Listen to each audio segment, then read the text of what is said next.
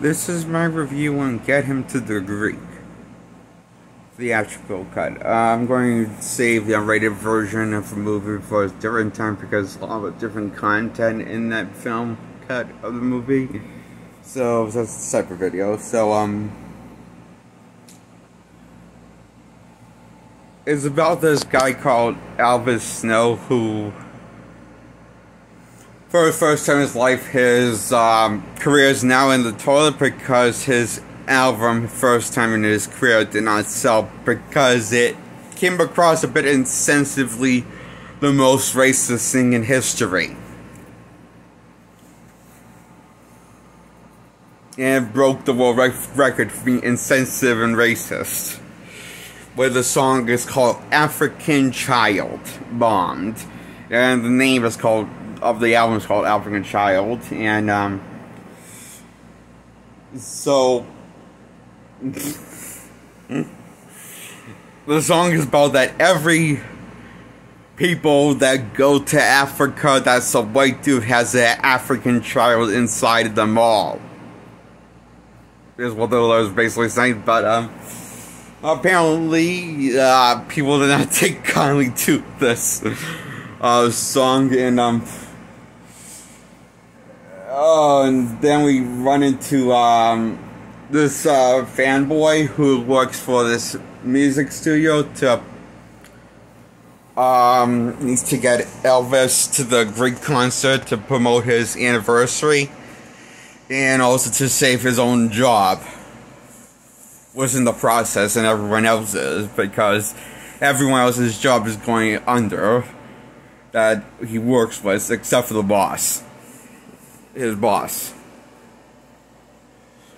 So that would be the dilemma of the film, and then, you know, he meets up with Elvis Snow and he's kind of wasted. Among other things, God knows what he has in his system. And,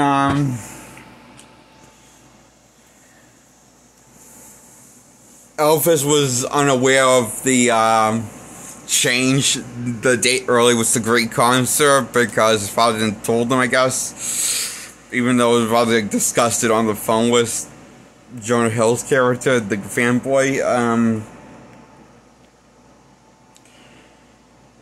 So after Elvis gets an apology because just move on to the next time we get into the concert, but Elvis, well, he keeps getting him sidetracked. Jonah Hill's character, because he doesn't listen to anything that he says about going to the next show. In fact, a few shows they miss, and a few shows they make it to. And they just almost barely made it to the Greek concert in the end. Is what they have to do. And that will be the final concert. And within that process, a bunch of shit happens. Bad shit and funny shit, but also some sad shit as well that's depressing. Like, for example, Elvis found out that his own child is not his biological child, but his bitch ex-wife was lying to him for so many years, up until the point in the movie when she comes clean. And admits that she slept with another man when she was with him. Elvis, back when they were together. Then he's looks all depressed and shit, and then he comes over to his friend's Ryan, that's Jonah Hill's character house, that's what his name's called, I think, and he suggests a threesome to his wife and also to him. To both of them, him and his wife, Elvis, suggests a threesome, and somehow she's this thing still make everything better for the stuff that the husband in the relationship did for sleeping with other women.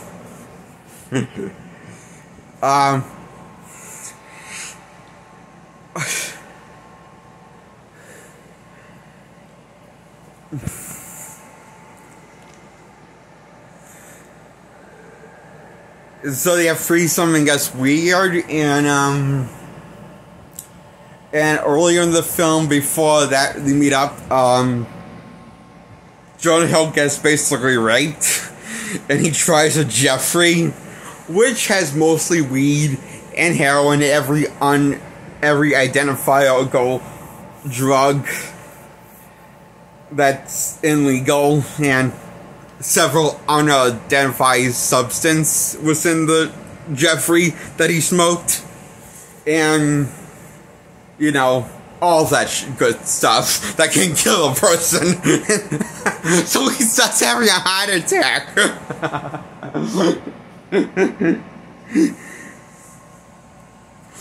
And Elvis is completely in denial, but Elvis's father is trying to point out that Jonah Hill's having a heart attack, and he looks like he's having a heart attack, which he is.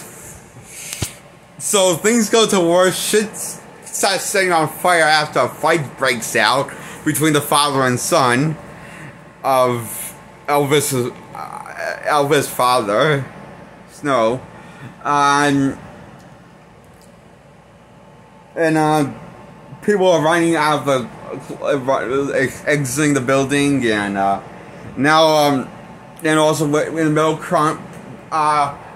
of the convoluted process,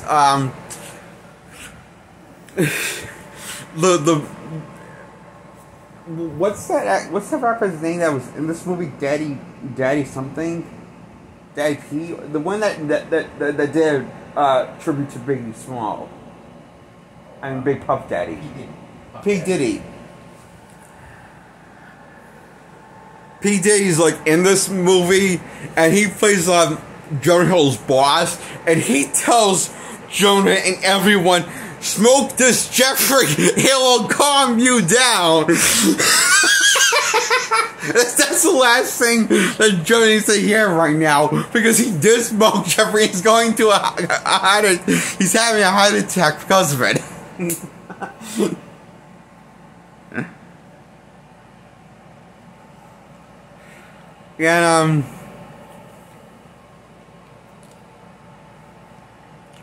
so he starts going into what looks like cardiac arrest. Like it looks like his heart's failing. Elvis decides to take a great idea and shoot his chest with an adrenaline rush with a needle, and that helped. And somehow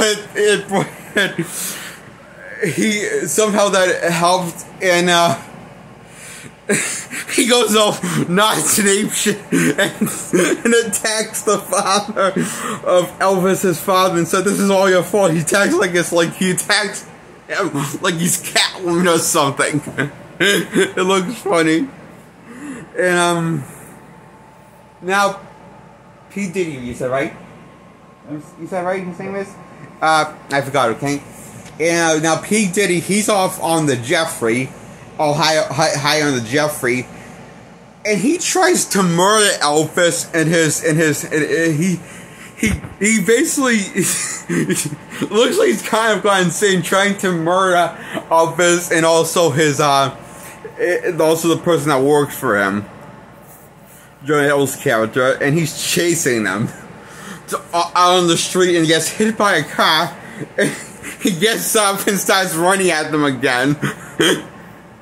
And they just realize, holy, he's alive. Let's go. And they drive off.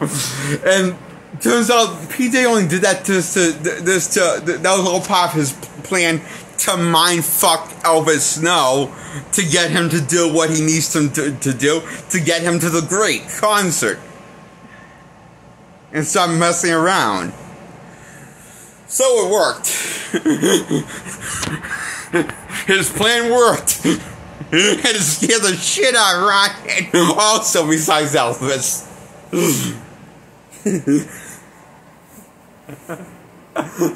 Oh, this is a great gag when PJ is getting thrilled. Is enjoying all of the commotion and chaos that's going on in the hotel with things getting set on fire, people with drugs out of their minds and losing their shit and getting into fights. And wonder what Peter says. This is what the record music industry is all about. And he says this is like back in the 90s when people coked out their minds. He says, delivers this line to Jonah Hill's character as they're both stroking the 40 walls, trying to while feeling the effect of the Jeffrey while Jonah's trying to calm down. He's freaking out because of all the shit he's saying. And also the effects of Jeffrey is so funny, that gag. PT was hilarious in this, I thought.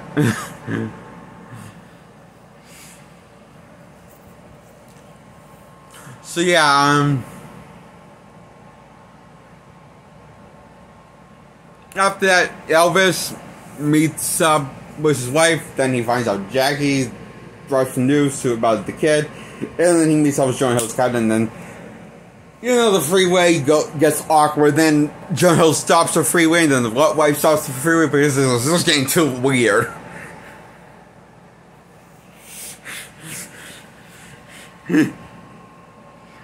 And they all separated, three of them from the bedroom, and Joey doesn't know what happened to his pants. This guy, he doesn't know what happened to his pants. He doesn't know where they are. As his wife goes to work, and Elvis leaves the building and goes somewhere to perform a suicide attempt. And also his last phone call, and also give Ryan,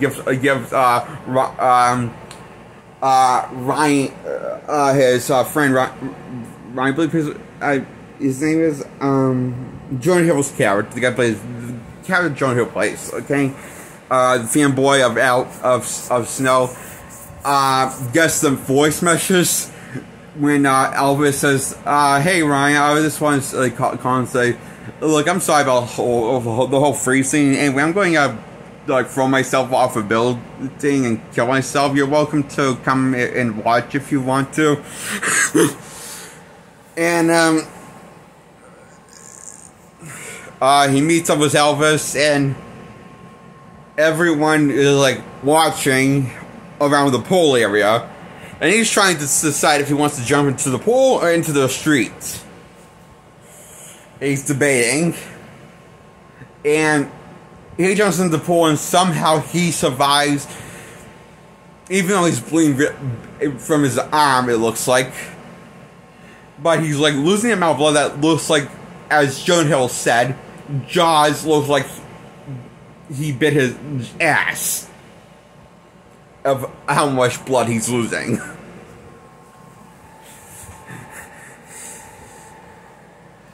So after that, he jumps and survives the jump after jumping into the pool, trying to kill himself and failing, trying to kill himself and failing.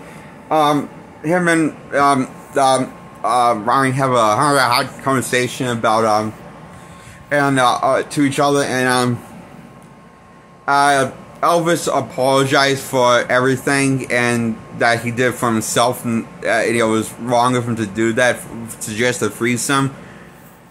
And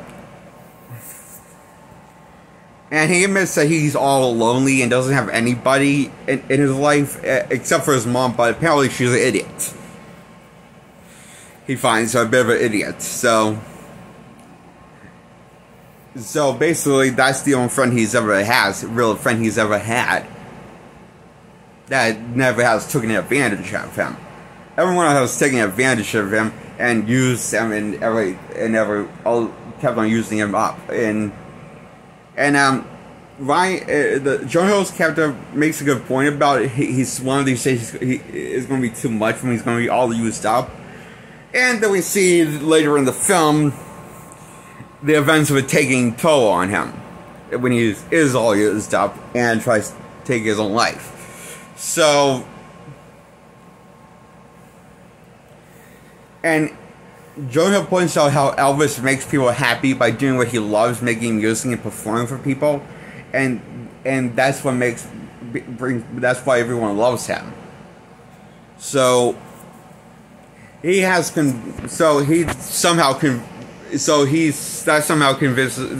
convinces him into going to the Greek concert and performing and saving Jojo's job and do something for once in his life. That's not entirely selfish because it's not working out for him. He says so. He goes to perform performs the Greek concert, and we find a big bone sticking out around this area on the elbow, and it looks pretty bad. And Jojo's showing concern, and so is this girl that just meets Elvis, but Peter is like not at all concerned, just wants to get him on stage and stuff and gives him painkillers. And Jojo doesn't give him the painkillers because he doesn't want to, kill the guy, and he knows he's not well. So he needs help. So he tries to talk Snow into not performing the concert, saying he doesn't have to do this if he doesn't want to, and he says he doesn't see any reason why he doesn't want to do it, and why he shouldn't do it, because he loves it.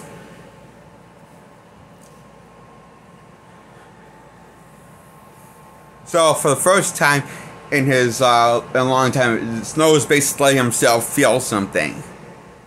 And what he's feeling is nervous of performing the Greek concert, and he says it's good to feel something.